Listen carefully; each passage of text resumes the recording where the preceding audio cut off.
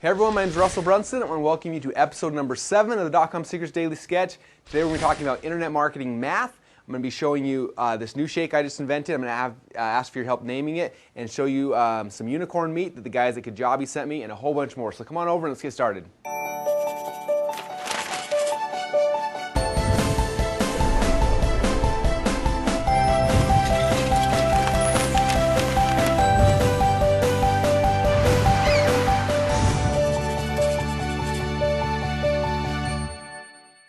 Alright, so today I want to talk a little about internet marketing math. Now most of you guys know that I wasn't the smartest kid in school. I did graduate from Boise State University with a whopping 2.1 GPA, yet I did learn a couple cool things about math that have helped me in my internet marketing career. So the first thing I want to talk about is one of the metrics that we look at every single day that's very important to understand, and it still amazes me that people come with me with an offer or a website and don't know this metric. This is the most important metric you can learn in your online marketing business, is what is your EPC. And EPC stands for earnings per click. How much money am I as an affiliate going to make every time I send a click to your website? So if I send 1,000 clicks, how much money am I going to make? That's what an affiliate wants to know. As me, when I'm creating an offer, I want to know what's my EPC, so I know how much money I can spend on advertising. Everything you do all revolves around this one magic metric. And if you know the number of this metric, it's going to make your job a million times easier. It makes it easy to make a lot of money online. So that's the first thing. Okay, so the way you kind of figure this initial metric out is you want to start driving some traffic yourself. So let's say I go and I put up my offer, I drive, I'm going to go buy a solo ad, or I'm going to drive some pay-per-click, or I drive some stuff to it. I'm going to see what happens. So let's say I send 100 clicks, I come over here and I make $22 from those clicks. Now I can just do the math, reverse engineer that, and I figure out exactly what my EPC is. So on 100 clicks, $22, my EPC is, what's that going to be? $2.02 per click. So every click I made $2.02. Okay. Now, why it's important to know that stats is for a couple reasons. First off, I'm going to go try to find affiliates. When I find affiliates, I'm going to say, when I promoted, I got $2.02 EPC. Now, as an affiliate, you're going to make 50% affiliate commission, so you're probably going to make around $1 EPC.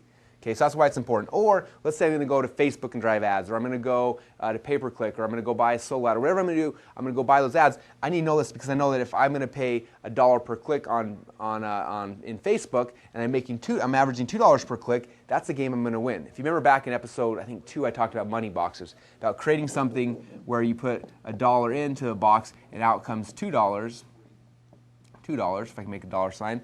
That's what we're talking about here. Find out your EPC, because as soon as you get the EPC right on an offer, now you have something like this, you can start just dumping more and more money in the front of it. Okay, so that's kind of the first metric you want to know in your business is what is your EPC. Okay, and a lot of people ask me, well, Russell, what is a good EPC? And that's something that changes. I can't just tell you this is a good EPC. It changes so much.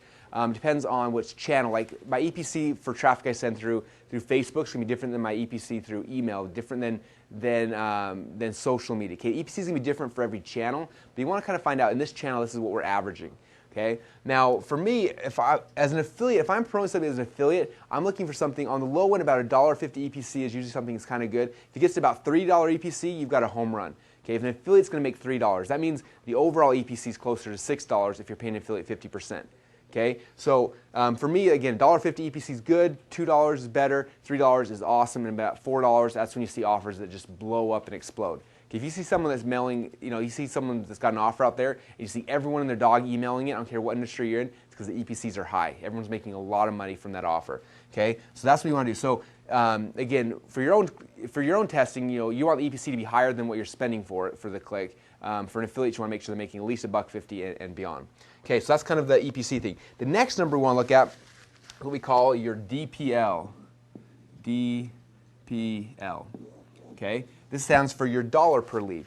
Now this comes more into, this math equation comes more when you start looking at back-end stuff that you're doing. Okay, this is all front-end, how much we're making immediately point of sale type thing. Okay, so an affiliate sends a click, they're making $2.02 point of sale right then at that point.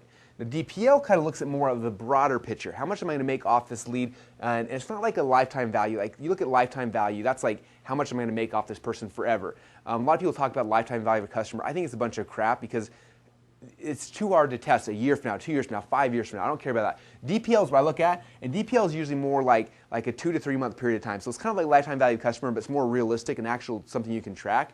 So DPL is going to tie in things like what's the continuity that I got off of them. If I call them on the phone, how much is my back-end sales, and things like that. Okay.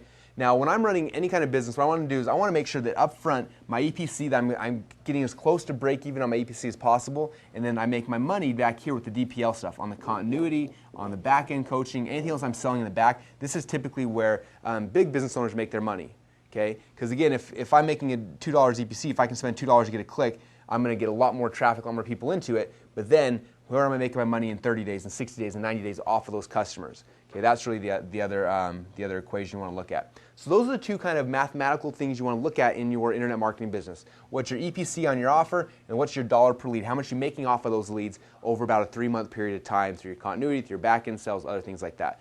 If you got these two things figured out, it makes your job so easy. You can make so much money, and that's what I want to really drill into your guys' heads today. All right, thanks so much. Let's come back, and I'm going to show you guys how to make this amazing shake.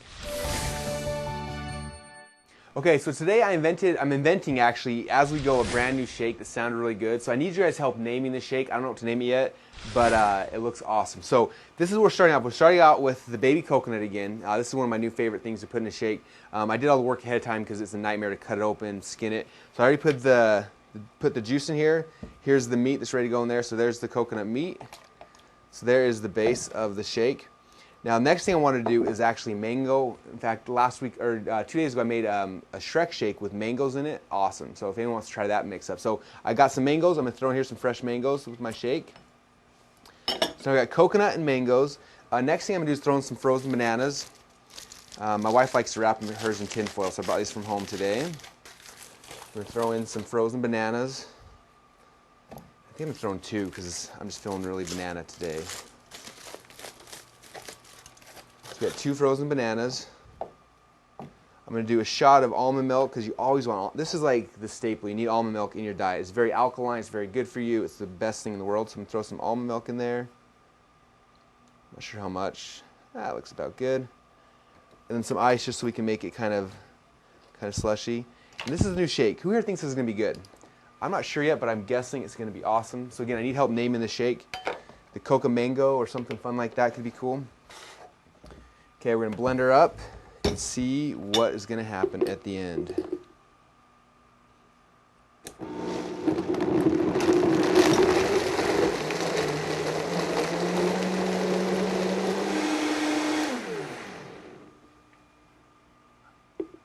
All right. Let's test this guy out and see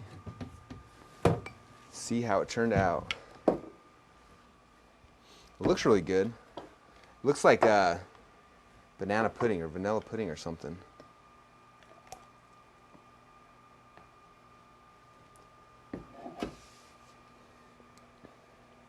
That's like drinking ice cream or like pudding ice cream. This is really good.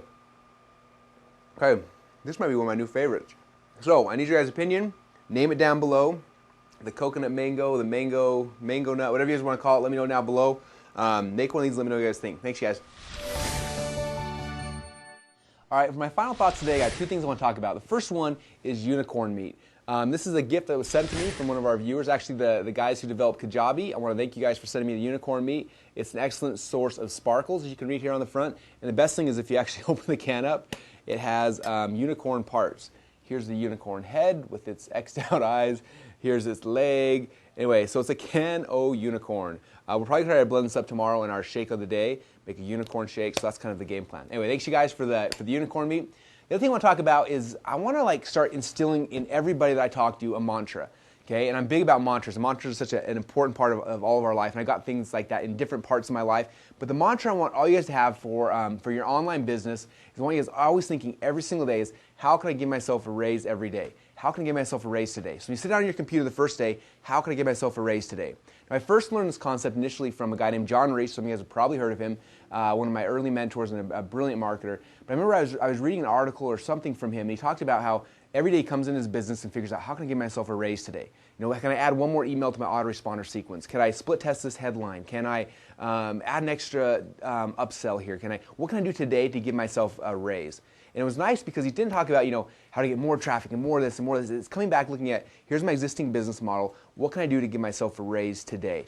And I want you guys making that kind of your mantra, kind of your thought point is, okay, I've got my business, it's running now, what can I do to give myself a raise today? And when you start asking those type of questions, you start coming out with really smart answers about how do I tweak this, how do I change this, how do I increase this, how do I make this part better? And you start looking at the right things in your business as opposed to the wrong things. So that's kind of my goal for today, and you can hear me talk a lot more about this over the next few, probably for the next few weeks, is how to give yourself a raise every single day. So thanks you guys so much for watching the show. Give us your comments down below. Help me name the shake, and feel free to send us gifts. I actually got 2 or 3 t-shirts in the mail in the last day or so, so I'll start wearing those in the next episodes. This was my last nice shirt. So now it's time to start promoting you guys. So again, if you're an Illuminati member, send me your t-shirt. We'll promote you live on the air. Thanks you guys so much, and I'll see you next time.